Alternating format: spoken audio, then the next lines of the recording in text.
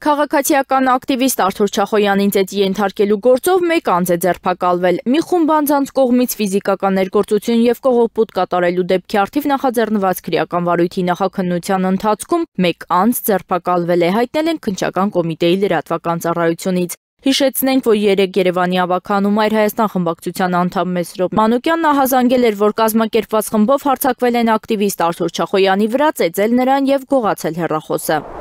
Բոլոր նրանք, ովքեր կարծում են, որ մասնագիտական ակադեմիական համայնքները պաշտոնատար անձինք ավելի ազատ են իրենց խոսքի տեսանկյունից եւ ավելի հանդուրժող պետք է լինել նրանց նկատմամբ, այդ թվում խոսքի արգելված տեսակներ օգտագործելու պարագայում թյուր պատկերացում ունեն բարեվարկության, էթիկայի եւ վարքագծի կանոնների համակարգի մասին։ Այս կանոնները ենթադրում են շատ ավելի մեծ զգոնություն խոսքի նկատմամբ եւ դրանք չպահպանելու դեպքում կարգապահական պատասխանատվություն։ Այս մասին ասել է Հայաստանի մարդու իրավունքների պաշտպան Անահիտ Մանասյանը։ Միևնույն ժամանակ անթույլատրելի է եւ այն դրամաբանությունը, որ նշված կանոնները խախտող խոսքի ցանկացած տեսակ կարող է հանգեցնել քրեական պատասխանատվության։ Չափազանց զգույշ է պետք լինել խոսքի համար քրեական պատասխանատվության գործիքներ գործադրելիս, առավել եւս անձանց ազատությունից զրկելիս, հավելել է Անահիտ Մանասյանը։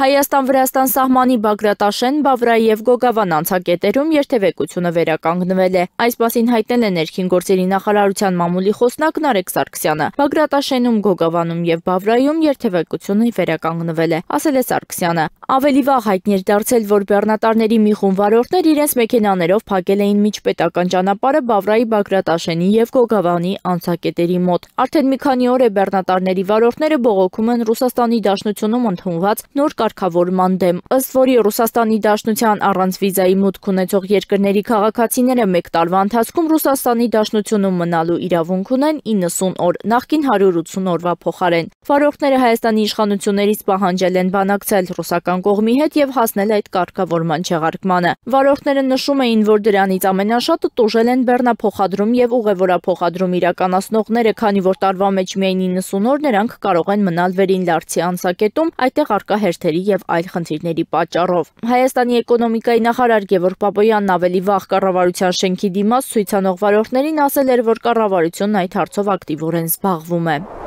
Երևանի քաղաքապետարանը առաջին անգամ գույքագրում է երևանյան կամուրջները։ Առաջին փուլով կամուրջները գույքագրվում են, իսկ հետո անձնագրավորվում։ Արդեն իսկ գույքագրվել է 250 կամրջային կառուցվածք։ Բացի այդ, քաղաքապետարանը իրականացնում է նաև կամուրջների վերանորոգման ու պահպանության ծրագիր, ապահովելու դրանց անվտանգ եւ երկարատև շահագործումը։